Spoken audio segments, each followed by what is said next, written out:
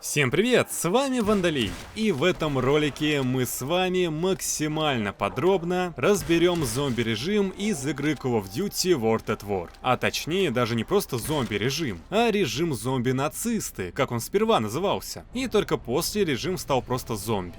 Режим, от которого мы срали шлакоблоками и вырубали комп из розетки в далеком 2008-м, когда еще никто не знал, что зомби-режим станет культовым. И в нем появятся гигантские роботы, путешествия по мультивселенной и докторы из Сталкера. Изначально сами разработчики никаких надежд на зомби-режим не возлагали. Его делали в дополнение, когда у сотрудников находилось на это время. Все подробности раскрывает в своих интервью Джейсон Бландау, одна из ключевых фигур компании Treyarch. В том числе Джейсон буквально называет режим пасхальным яйцом, объясняя, что делали его вдогонку, без всякой уверенности, что Activision вообще пропустят нетипичный для Call of Duty зомби-режим во вполне серьезную игру о Второй мировой. Бландау рассказывает, что все началось с анимации горящего человека, которую они сделали для игры. Сделали, посмотрели и поняли, что горящий враг размахивал руками и спотыкался как типичный зомби в фильмах Джорджа Ромеро. И поэтому эта анимация была взята за основу при разработке движений зомби. Потом авторы вырезали бункер с карты Airfield, он еще встречался на уровне жесткая посадка, забили окна, нарисовали пушки мелом и запустили зомби.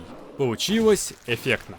Если запустить War 2 сейчас со всеми DLC, то вам сразу будут доступны 4 карты зомби-режима. Но изначально имелась только одна карта — Nacht der Untoten, которая открывалась после прохождения сюжетной кампании. И выглядело это так. Вы только что поставили флаг над Рейхстагом, посмотрели финальный ролик и чувствуете себя эпичным героем. А тут еще титры с офигенным саундтреком, поэтому ты их не проматываешь, а слушаешь и преисполняешься еще большей крутизной. Как вдруг титры подходят к концу и начинается какой-то ролик. Какой-то бегущий чувак, кровавая надпись и, наконец, этот смех.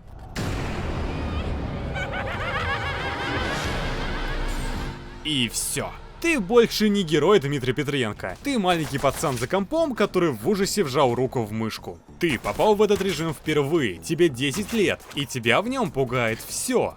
Все, кроме надписи Help, которую не дописали, и получилось слово ад. Но не пугает оно только потому, что ты в свои 10 не знаешь английского.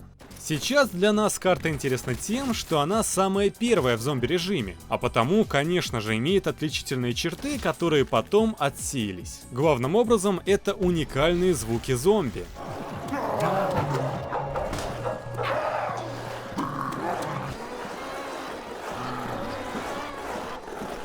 Именно таких необычных звуков вы не услышите больше ни на одной карте. Кстати, тоже касается и ремейков карты Nacht der Untoten, которые включены в DLC для первого и третьего Black Ops, а также этот бункер встречается в режиме транзита из Black Ops 2. Так вот, на всех этих вариантах карты зомби орут своими стандартными для режима голосами, но только не на варианте из World at War.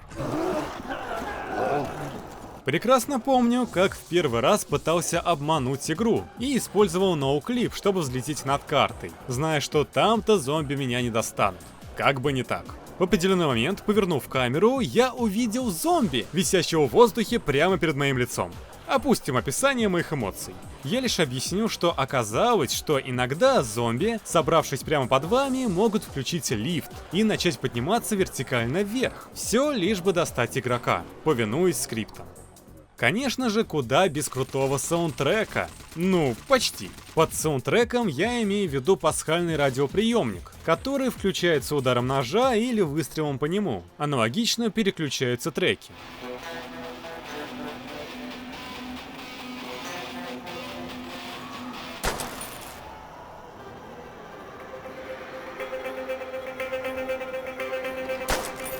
Как бы радио.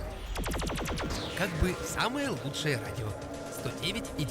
По данному радио можно услышать как тихоокеанскую тему, так и эпичную советскую, дабы крошить зомби for Mother Russia. Пара треков в компании вовсе не встречается, и услышать их можно только по данному радио. Один из них в сильно сокращенной версии поставили на заставку в ремейке для Black Ops.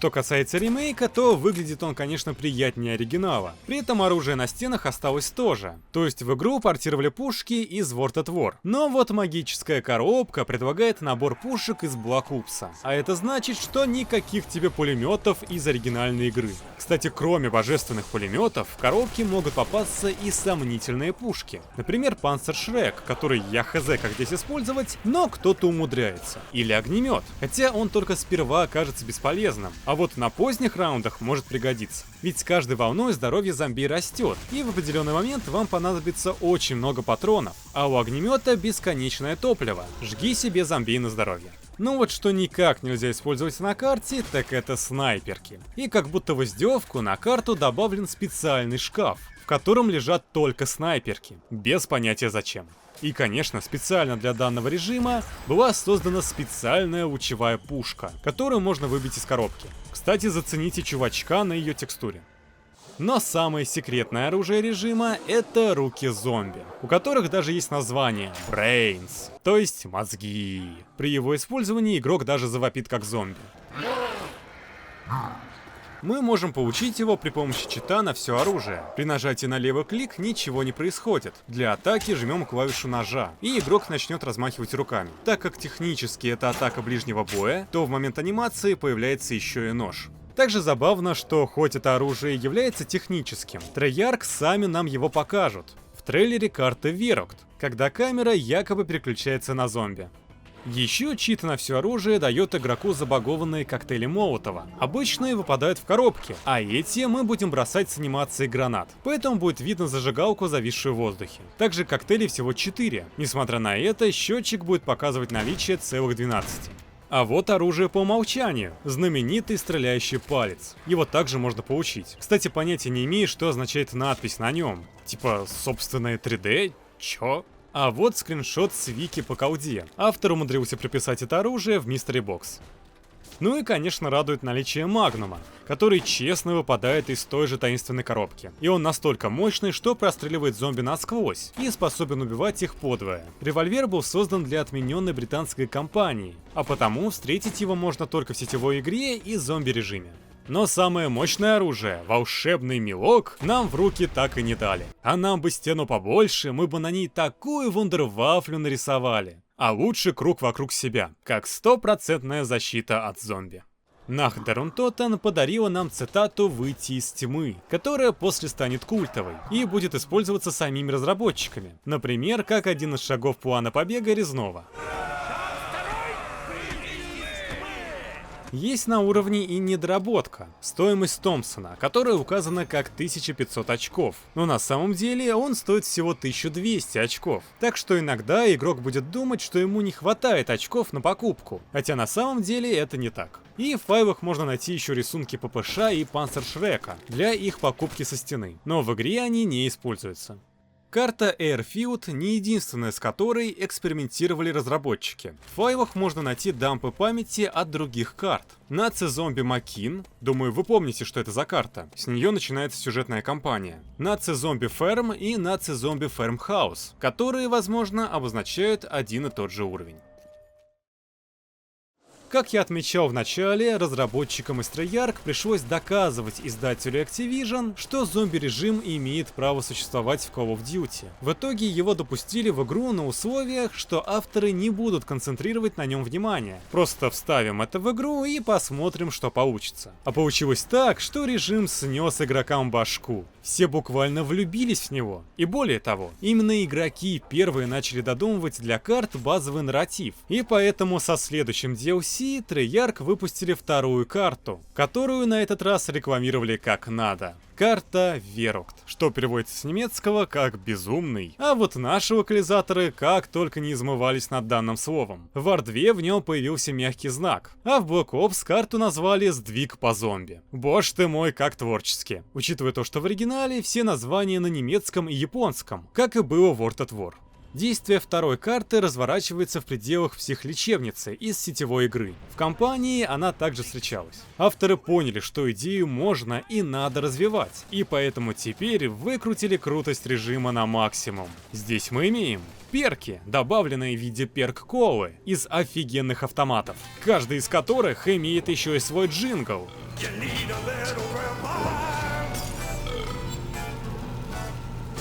Озвучку персонажей, которая в будущем будет становиться все саркастичнее, и электрический рубильник, дающий питание ловушкам.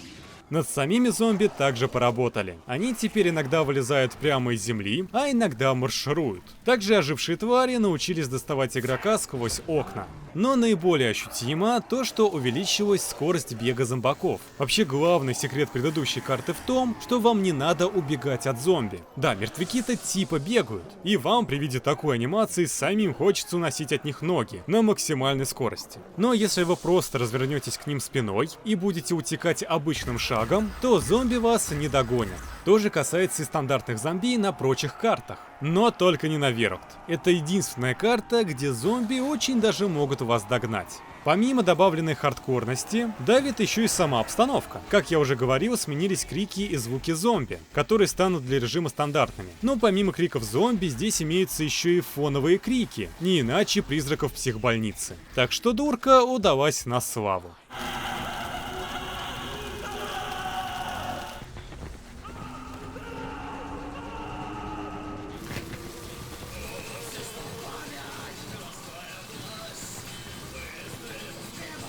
Переходим к разбору пасхалок и интересностей. В отличие от предыдущего уровня, тут есть что исследовать науклипом. За комнатой с рубильником в воздухе висит знак, предупреждающий о зомби. Очевидно, он должен был висеть на этой решетке, но после от него отказались. Под фонтаном имеется стационарный МГ-42.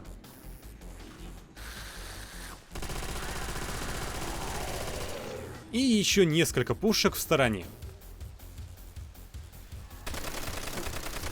Если подсветить текстуры с наружной стороны стен, то можно заметить слова, нанесенные на них. Но если что, это не пасхалка, а техническая особенность. Впрочем, пасхалки на карте тоже есть. Подходим к данному аппарату, кажется, это кресло стоматолога, и нажимаем F, чтобы вызвать призрака.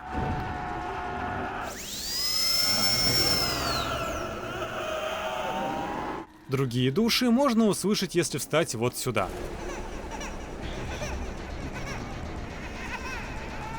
После включения электричества можно услышать, как искаженный голос произносит числа. 4, 8, 15, 16, 23, 42.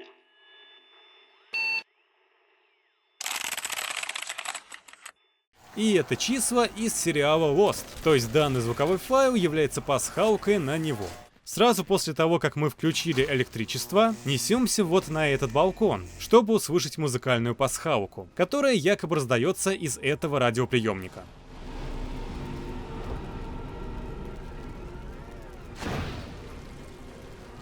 Да, ее очень плохо слышно, в отличие от версии для Black Ops.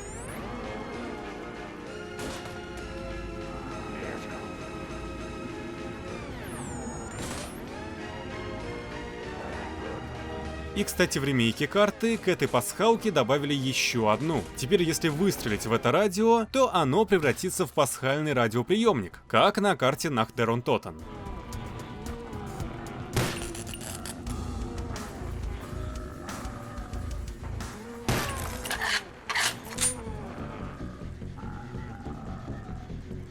Данная надпись является пасхалкой-приколюхой и переводится с немецкого как «Дети, оставшиеся без присмотра, будут немедленно проданы в цирк».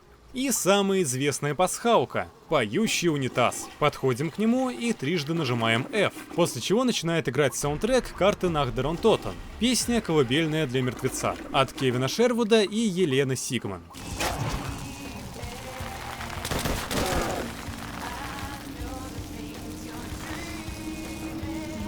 Внимание! Не пытайтесь повторить эту пасхалку в собственном санузле. Куда менее очевидная пасхалка спрятана среди кровавых надписей на стенах. Вы же помните, что после в зомби-режиме начнет обыгрываться внеземное происхождение элемента 115, из-за воздействия которого и начали появляться зомби. На следующей карте этот элемент будет присутствовать в виде упавшего метеорита, а до конца предысторию допишут на карте Der Riese. Так вот, начали ее вводить уже на карте Верокт, ибо вот эти числа на стене расшифровываются как 1938 год, 24 июня. Именно этого числа в местечке Чикора, Пенсильвания, упал метеорит. И не просто упал, а убил бедную корову. Впрочем, по игре этот метеорит явно был элементом 115, а значит, корова скорее всего ожила. Что такое 9.21, не особо понятно, потому что это не время падения метеорита, оно неизвестно. Но есть версии, что это ссылка на Библию, 9 глава, 21 стих, например. Ибо обозначаются они как раз через такое же двоеточие. И еще кое-что. Непонятные символы на стенах на деле являются посланием от иллюминатов. И специальным кодом иллюминатов как раз расшифровываются. После дешифровки получается Living Dead, то есть живой мертвец. Ну что же, думаю, теперь при взгляде на эту стену, ваш внутренний Мейсон больше не будет кричать. Чёртовы числа, что они означают? Третья карта Синонума подарила нам зомби-японцев, гончих, чёртово колесо, которое убивает вас даже с читом на бессмертие, и абсолютный мировой рекорд — 9072 раунда. Все верно, 9000. А теперь вспомните, как вы доходили до 15-го раунда и бежали хвастаться друзьям. Блин, я даже с читами не дойду до 9072 раунда. Сколько вообще на это надо времени? 88 часов? Ладно, все равно не дойду. На окраине карты лежит метеорит, который я ранее упоминал. При выстреле в него, в его верхнюю часть, герои прокомментируют наличие булыжника. Каждый персонаж имеет на этот случай свою фразу. Этот камень не из нашего мира. Должно быть, элемент 115 добывают как раз из этого. Партия найдет этому применение. Интересно, не из-за метеорита ли эти твари появились? Ах да, персонажи. Это же главное нововведение карты. Если на предыдущих мы играли за безымянных морпехов, то теперь наши герои — это дофига харизматичные персы с внешностями героев сюжетной кампании. Николай Белинский, Тэнк Демпси, доктор Рихтгофен и Такео Масаки. Причем Белинский представляет собой максимально клюквенного русского, вобравшего в себя все возможные стереотипы. Ну то есть главным образом стереотип о водке, который был еще и возведен в абсолют, юмора ради. Что уж говорить, если трейлер карты Синонума, что кстати переводится как «болото смерти», заканчивается вот такой фразой. Stay away from my vodka! А теперь небольшая релаксотерапия. Расслабьтесь, закройте глаза и прослушайте золотой фонд цитат Николая Белинского. Хрен тебе, а не водки! Из-за тебя я разлил водку! Умри! У меня кончилась водка, боезапас! Патроны кончились. Ну, буду травить их перегаром. Боезапас иссяк. Пойду выпью. Никто не устоит против Красной Армии! Не трогайте советских солдат! Красная смерть! За революцию! Да ты что, Распутин? Сдохни уже! Я смертоносен, быстр и пьян. Привет, Тунгуски! Водку не трожь! Ускоряет неплохо. Но водка лучше. А с водкой бы это было вкуснее. То, что нужно. Хотя... от водки бы я не отказался. Самое главное — это боевой угар. Люблю халявку. Не зацепите водку, суки! Отлично, Демпси! Можешь нюхнуть немножко водочки. Демпси, буржуйская ты свинья! Хочу уметь так же! Яблочко! Слушай, в тебе точно нет русской крови? Да я по пьяни лучше стреляю. Хороший выстрел. Угу. А куда ты целился? Помогите! Я водкой угощу. Отлично! Краснознаменная снова в строю. Спасибо. Глотнешь водочки? Но всю не выпивай. Главное, не поджечь спирт. Бензин. Сжечь или выпить? Да, из такого я убил свою первую жену. Такая стерва была. Слава КПСС! Вообще говоря о персонажах, давайте-ка вернемся к безымянным морпехам с карты Верокт. Знаете ли вы, что в Black Ops они перестали быть безымянными? Историю этих персонажей дописали постфактум, и хранится она все там же, где и остальная секретная доп-инфа. В компе из главного меню. Подходим к нему и вводим rlogin Dreamland, чтобы зайти на сервер Dreamland. Затем логин и пароль и команду mail, чтобы зайти на почту. Здесь 3 письма. Они открываются набором номера письма, но 0, 1 или 2. Речь в них идет об объекте Вирукт. Автор писем считает, что отправленные туда бойцы попросту сошли с ума и переводит найденные записи этих самых бойцов. О том, как они косили оживших мертвецов, и о том, как боец Смоки обратился в зомби. И из-за этого другому бойцу, Джону по кличке Банан, пришлось отрубить Смоки голову. Я не перестаю удивляться, сколько ж всего хранит в себе этот пасхальный компьютер. Записи о событиях Вирукт представлены в стихотворной форме. То есть один из бойцов сочинял стишки о происходящем безумии. После эти записи нашли и поместили в архив.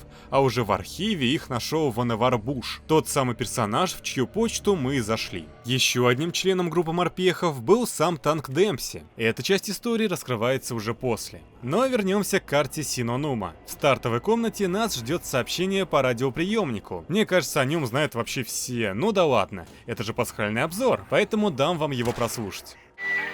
Надеюсь, ты получишь это сообщение, Питер, потому что иначе все будет потеряно. Ты, наверное, уже понял, что мы не смогли удержать убежище и переместили лабораторию сюда. Координаты новой точки у тебя есть. Нужно сохранить великана любой ценой. Повторяю, Дер Риза нужно сохранить любой ценой. Разработка вундерваффе идет вполне успешно. Возможно, оно станет нашим единственным преимуществом. Найди доктора Рихтгофена или доктора Максиса. Они единственные знают, что вообще происходит. Использование элемента 115 оказалось крайне опасным. Я не знаю, сколько мы еще продержимся. Чертовы нацисты. Мы потеряли многих наших лучших людей. Надеюсь, ты получишь это сообщение. Хотелось бы мне, чтобы всего этого попросту не было. Но надежды остается все меньше и меньше. 6-0-5-4-0-1-5-5-4-4.9-4. Вероятно, повесившийся американец и есть тот самый Питер, которому адресовано это послание. А в начале и конце сообщения нам диктуют координаты Тунгусского метеорита, намекая, что он является элементом 115. Еще одна отсылка на него имеется в виде надписи за пределами карты, а также в виде фразы Белинского, которую он может произнести во время убийства зомби из Рейгана. Привет, Тунгуски! Второе радиосообщение находится в хижине доктора. Активируем радио и прислушиваемся. Среди шума можно различить фразы «элемент 115» и «find доктор Рихтгофен», то есть «найди доктора Рихтгофена». Но, честно говоря, русскоговорящему игроку разобрать эти фразы очень сложно.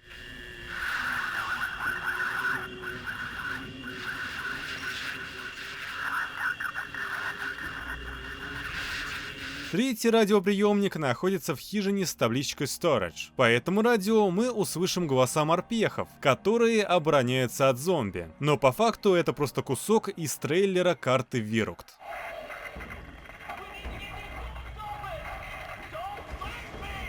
Пасхальный телефон, аналогичный поющему унитазу. Нажимаем F3 раза, после чего раздастся цитата из песни «Колыбельная для мертвеца» I know when you're sleeping. Именно так пелось в той песне.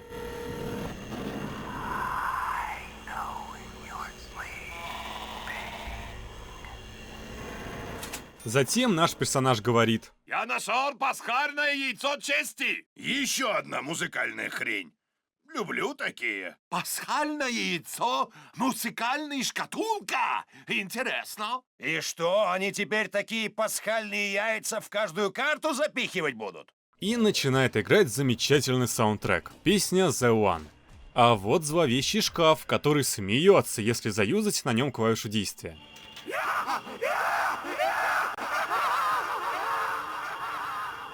Из других секретов. Когда Белинскому попадается снайперка, он говорит: Вася бы мной гордился. Что наверняка является отсылкой на Василия Зайцева, сталинградского снайпера, которого на Западе тоже знают. Правда, по фильму «Враг у ворот». В помещении под стартовой комнатой можно найти листок с надписью «Der Glock», что переводится как «колокол», и «Der Riese», что есть отсылка на следующую карту режима. И не только. Der Riese — это реальный объект нацистов, который располагался в Польше, и на нем как раз разрабатывали некое секретное оружие Der Glock. И якобы. Достаточно вбить в поисковик два этих слова, и вы окунетесь в поток статей, где все подряд рассуждают, что же это за секретное оружие из секретной базы. Но если включить скептицизм, то достоверной информации на эту тему нет вообще. Также интересно, что изначально все автоматы с перк-колой должны были быть не в лучшем состоянии. Вот такие текстуры находятся в файлах игры, но использовать их не стали.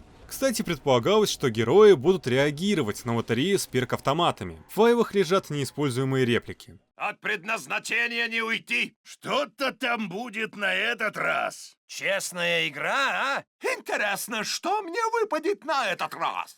Также в файлах лежит текстура аппарата Ammo-Matic, то есть аппарат типа автомата с колой, но в котором можно было бы покупать патроны, универсальные ко всем видам оружия, видимо. Гениальная идея! Отличная идея. И как я раньше не догадался. Источник боеприпасов! Великолепно! Благословение императора! Max Ammo Machine. Ah, genius. An ammo machine! What a brilliant idea! Ah, this is a blessing from the emperor. Ammo machine! What a wonderful idea! Еще авторы не успели реализовать все задуманные ловушки. Помимо этого смертоносного колеса, планировались еще и следующее. Падающий блок, который преграждал путь игроку, горящая бочка и какая-то ловушка-рубилка. О том, что все эти ловушки существовали во время разработки, мы можем судить благодаря неиспользуемым звуковым файлам, в которых персонажи на все эти конструкции реагируют. А название реплик включает в себя название ловушек. Черт! Нужно бежать быстрее! Действовать надо быстро. Отодвигаться быстрее! Думаю, лучше отойти. Дерьмо собачье! Ну же! Я недостаточно быстр. Я недостаточно быстр! Ну, конечно же. Ну, где ей еще быть? Только пепел и прах! Они сгорят. Они сгорят! Отлично. Не придется тратить водку. Вперед! В полет, твари! На 1000 кусочков. Они будут искромсаны на кусочки! Все готово. Идите сюда, мрази. И, наконец, переходим к четвертой карте зомби-режима — Der Riese, что переводится как «Великан». Именно так называется завод, на котором якобы производили оружие, а на самом деле производили зомби. Карта является самой большой среди всех четырех, а также именно здесь находится запредельное количество пасхалок и секретов. Просто не карта, а какая-то пасхальная дыра. Поэтому предупреждаю заранее, что какие-то плюшки и секреты я наверняка забуду упомянуть. Впрочем, не стесняйтесь сообщить мне об этом в комментариях. Самыми важными пасхалками на карте являются радиостанции, рассказывающие историю уровня. Их всего 7, и длятся они, кстати, тоже 7 минут. Поэтому, если вы примерно знаете историю карты и не хотите все ее слушать, просто перемотайте ролик ровно на 7 минут вперед. Остальным приятного прослушивания. София, отправишь это письмо Верховному командованию Рейха сразу по написанию. Господа, прошу простить, что обращаю ваше внимание на недостаток финансирования проекта «Великан», но проблема не терпит отлагательств. Мы уже вплотную подошли к финальной стадии, и несмотря на то, что до завершения нужно еще несколько лет, я искренне считаю, что урезание средств, расходуемых на проект, может привести к фатальным последствиям. Как вам известно, испытания нового оружия прошли более чем успешно. Я полагаю, мы сможем наладить серийное производство вундерваффе в течение ближайших нескольких лет. Однако работы над перемещением материи зашли в тупик. Проблема банальна. Для продолжения исследования нам попросту не хватает элемента 115. Испытуемые выжили после телепортации, однако на данный момент они полностью вышли из-под контроля и не подчиняются каким бы то ни было приказам. Для разрешения данной проблемы нужно увеличить масштабы и частоту проведения экспериментов. Что нам нужно, господа? Нам нужны не только стабильные поставки элемента 115, но также и мощный бесперебойный источник энергии. По данным наших агентов, американцы хранят большой запас элемента 115 на базе в Неваде. Если мы не хотим упустить инициативу в исследованиях, времени терять нельзя. Но если вы сократите бюджет проекта или продолжите требовать от нас невозможного, ускорению работы это не поспособствует. Я готов к обсуждению любых вопросов, так или иначе затрагивающих проект. Пока же я продолжу делать свое дело. Работать на победу в этой проклятой войне. Подписано такого-то числа, такого-то года. Доктор Максим. Встань! Встань! Хорошо, посмотри на меня. Сюда. Хорошо. Теперь иди вперед. Отлично. Еще? Не останавливайся. Все в порядке. Стой там. Успокойся. Я приказываю. Убей это. Приведите другу. Саманта, тебе придется о ней заботиться. Собака — это большая ответственность. Да, папа, я люблю ее. Ты должна кормить и выгуливать ее каждый день. Будь осторожна, когда играешь с нею. И, кстати, у нее будут щенки. Правда? Папа, можно мне оставить и их тоже? Посмотрим, Саманта. Всему свое время. Надеяться больше не на что.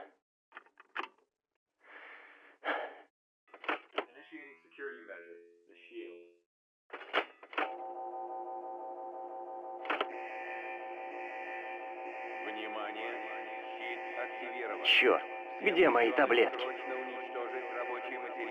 Хорошо, я сделаю то, что должен сделать. Господи, прости нас.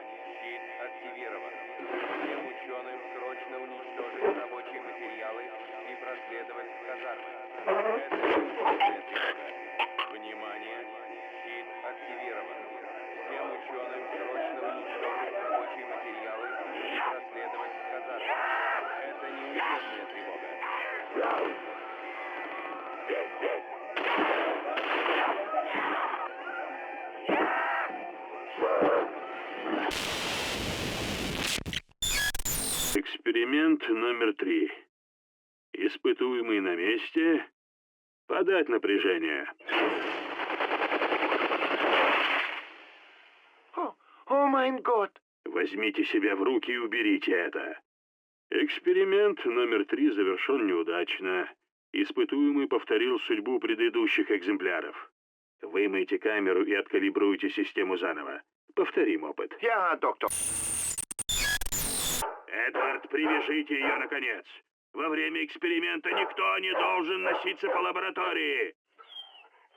Я все сделал, доктор Максис. Эксперимент номер 5. Испытуемый на месте. Подать напряжение. Признаков жизни? Нет. Доктор, объект. Объект исчез. Доктор, мы сделали это. Не будьте идиотом. Эксперимент номер 5 завершен неудачно. Испытуемый исчез из камеры, но возле главного компьютера не появился. Откалибруйте эту чертову систему! Жив! Эксперимент номер 6. Испытуемый на месте. Подать напряжение. Проклятье, Эдвард! Вы откалибровали прибор? Да, доктор, все согласно вашим инструкциям. Если бы вы сделали все согласно моим инструкциям, прибор бы заработал, не так ли? Опять ваша некомпетентность. Что? Доктор, вы слышали? Тихо, идиот! Эксперимент номер 6 завершен неудачно. Однако наши действия привели к возникновению в камере некоего портала. Откройте дверь. Доктор, я не думаю, что... Откройте дверь! Живо! Папа, что ты делаешь с Флосси? Проклятье! Саманта, я же говорил, чтобы ты никогда сюда не заходила! Эдвард, выведите ее! Да, доктор. Что с ней, папа? Что ты сделал? Флосси! Вернись! Саманта, стой! Остановите ее! Спокойно. Саманта, иди ко мне. Флосси, хорошая девочка. Тише, Саманта. Это уже не Флосси. Надо уходить. Что? Эдвард! Какого черта? Откройте дверь! Эдвард, откройте дверь! Немедленно! Папа, мне страшно. Господи, нет! Саманта, не отходи! Доктор Максис.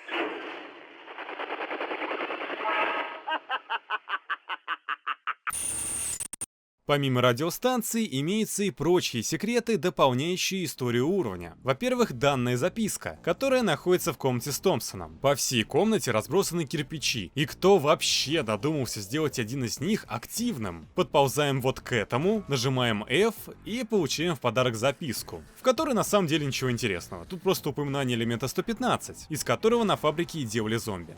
Вторая записка лежит в стартовой комнате, и здесь какое-то зашифрованное послание. Для него используется тот же шрифт — код иллюминатов. И это крайне интересная записка, так как здесь написано «Эдвард, it's time to kill Maxis». И неужели это правда? Но да, эта записка разработчики нам говорят, что Эдвард Рихтгофен был агентом иллюминатов, и именно по их приказу он и убил доктора Максиса. Остается лишь понять, как иллюминаты попали в слив на заводе. Другую записку, спрятанную еще хлеще, можно найти на площадке с Пив-Пав Пивом. Разрабы прикрепили вот к этой стеночке две книги друг на друга. Это инструкция для работников группы 935, которая работала на данном заводе. Одна из страниц книги доступна к прочтению. Предполагается, что читать мы будем через эту дыру, но, к счастью, у нас есть ноуклип, поэтому ломать глаза не придется. Правда, опять-таки здесь ничего супер пасхального. Это инструкция к работникам завода, мол, в случае критической неудачи вы должны проглотить свою таблетку с цианидом. Однако, выкручиваем чутье пасхальщика на полную и обнаруживаем, что вторая часть разворота тоже с текстом. И вот здесь уже интереснее. А именно фраза о том, что работникам запрещается контактировать с правительством и семьями, а сама инструкция должна стать для работников Библией. Подписано все это дело доктором Максисом.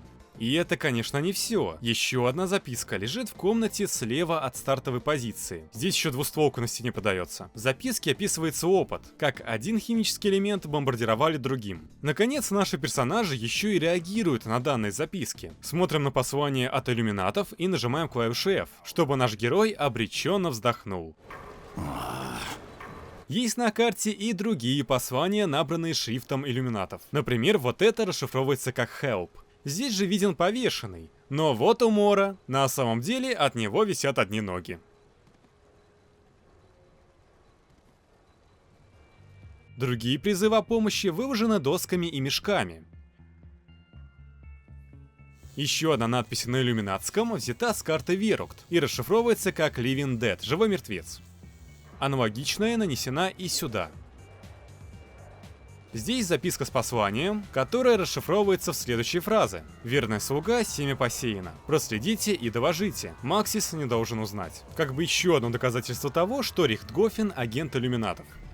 На карту были добавлены вот такие доски с аббревиатурами, которые очевидно означают Францию, Германию и Англию. Но зачем эти доски здесь, не совсем понятно. Небольшой тайник с табличкой Людвига Максиса. По всей карте можно найти совсем локально мемесные пасхалки. Это инициалы JD, что есть отсылка на комьюнити-менеджера Treyarch Джорджа Оулена, чей никнейм JD2020. Небольшая пасхалка, странная на первый взгляд, которая заключается в том, что мы получаем дополнительные 25 очков, если ляжем около автоматов с перковой. Странная, потому что 25 — это очень мало. Но очевидно, прикол в том, что мы якобы легли, чтобы обшарить землю около автомата, и нашли четвертак. Монету в 25 центов. Как это бывает в жизни, когда около таких автоматов постоянно валяются какие-то монетки, которые кто-то обронил. И, кстати, это единственный способ сделать так, чтобы счетчик очков заканчивался на 5, а не на 0. Что интересно, на версии карты Black Ops был добавлен перк «Лошадиная сила», и так как в оригинальной версии карты его не было, то и данную приколюху с 25 очками ему прописать забыли. Он единственный не выдает этого бонуса. Еще одна отсылка к Тунгусскому метеориту ждет нас во время использования телепорта. Кстати, технически в этот момент игрок попадает в такие кубы за пределами локации, где постоянно проигрывается анимация телепортации. Часы. Вы не поверите, но это тоже пасхалка. Прикол этих часов в том, что они застыли на времени 1 час 15 минут, то есть 1.1.5. Отсылка на элемент 115. Еще одно упоминание этого элемента встречается на досках с формулами, а рядом доски с концепт-артами будущих карт, которые были придуманы для продолжения зомби-режима. Это театр и Берлин, которые мы увидим на карте Кинодер Тотен, приведенной у нас как театр смерти, из-за чего была утрачена отсылка на карту Нахдерон Тотен. И даже изображение маяка с карты Зов мертвых. Поэтому на первый взгляд даже удивительно, что на этапе создания карты Дер Риза авторы продумали весь зомби-режим для Black Ops наперед, включая дополнения. Правда, один промах все-таки был допущен, так как здесь еще имеется изображение с карты в Париже, с Эйфелевой башней, и эту карту так и не реализовали. Она планировалась как финальная, но в итоге, в целях эпичности, ее заменили на карту на Луне. Ну а все дело в том, что все эти карты планировались даже не для Black Ops, а для World at War. Предполагался выпуск 4-го DLC-пака, который в итоге был отменен, из-за того, что начиналась разработка над Black Ops, и все наработки ушли именно в него. На самом деле даже удивительно, что авторы хотели поместить в 4-й пак сразу 3 зомби-карты. Театр, побережье с маяком, который стало Зовом мертвых, и Париж, который стал Луной. Обо всем этом в интервью рассказывает Джейсон Бландел, тот самый глава зомби-режима. We were starting to write stuff for a DLC 4 at the time as well, so create stuff as well. And then the coast map got turned into Call of the Dead, and then the Paris map got turned into Moon. Далее он говорит, что игроку должны были быть доступны парижские катакомбы, а также Эйфелева башня должна была быть телепортом к улучшайзеру. Она переносила нас в некое пустое место, где был только улучшайзер и зомби, и никаких ограждений от этих зомби, из-за чего получалось довольно хардкорно. И этот концепт все-таки был реализован на карте Луна в виде Зоны 51. Кстати, несмотря на то, что карта на Луне не планировалась на момент Дер Риза, на игровой Луне можно найти следы какой-то базы или типа того. А еще мы можем вполне себе расстрелять Луну, и взрывы будут несоизмеримых масштабов. В версии Black Ops взрывы выглядят уже поменьше. Вернемся к данным доскам. Вот здесь надпись «Возможное местоположение UUP». Это тоже не просто так. Под UUP имеется в виду элемент 115, который, кстати, существует и называется Московий. Но сперва он назывался Унпенти через латинские корни 1.1.5, и поэтому UUP. Вот такие дела. Также тут есть концепт-арты каких-то существ. Возможно, это адские гончие. И снова упоминание колокола. Данные доски являются пасхальными еще и потому, что герои на них тоже реагируют при нажатии клавиши F. Hey, Richtofen, what does all this shit mean? Вот здесь можно найти надпись «Тедди лжец». А вот и таинственная тень от этого мишки, которую создает поставленная здесь моделька. Ну и пара общеизвестных пасхалок. Если активировать 3 зеленых колбы, то заиграет саундтрек карты Beauty of Annihilation.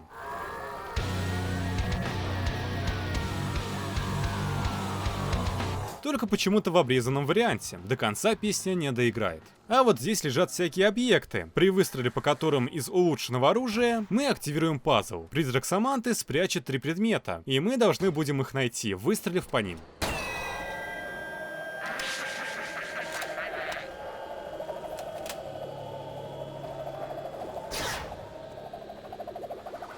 Хочу поиграть. Сыграем в прятки.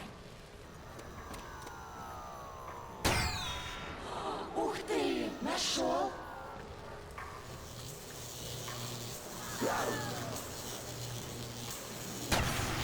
Снова нашел. Третий объект — это обезьянка в печи, но бросать ее туда можно только Саманте. Если аналогичное проделает игрок, то призрак девочки не оценит шутку, а сама обезьянка будет визжать от ужаса. Твоя взяла. Игра закончена.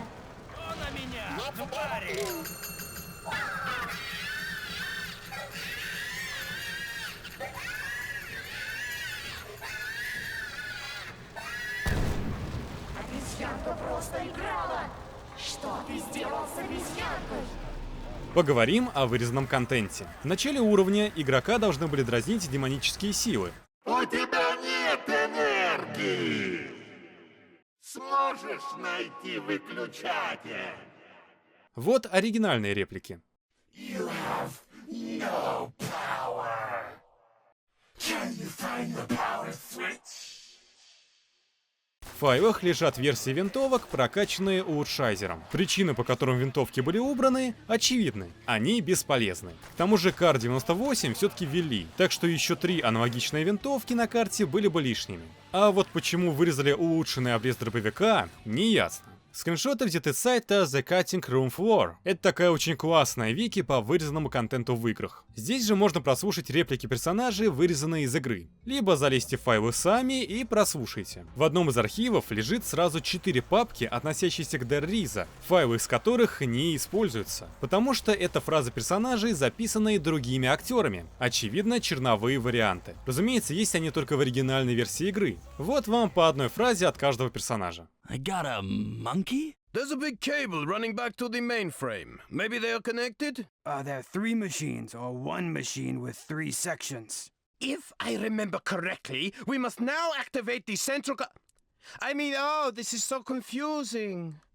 Наконец, пара деталей уже из следующей игры, Black Ops. На заставке Dead Riza в версии Black Ops убрали расчлененку из оригинала, а конкретно глаз и палец. А данная команда в компе, если вы уже зашли на сервер под чьим-либо именем, открывает концепт-арт Dead Riza. Заканчивая рассказ о зомбях в World at War, надо сказать, что с тех пор зомби-режим ушел далеко вперед и сильно усложнился, как геймплейно, так и сюжетно. Но оригинальную формулу никто не отменял, поэтому люди до сих пор играют и в оригинальный зомби-режим тоже. Плюсом за эти годы было сделано огромное количество фанатских зомби-карт, от безумных в стиле Майнкрафт до весьма атмосферных, и даже использующих ресурсы последующих Black Ops'ов. Ну что же, надеюсь, мой обзор был вам интересен и вы узнали что-то новое. Если так, то не забудьте посмотреть и остальные пасхальные обзоры на канале. А с вами был Вандалей, всем спасибо за просмотр, всем удачи и до скорых встреч.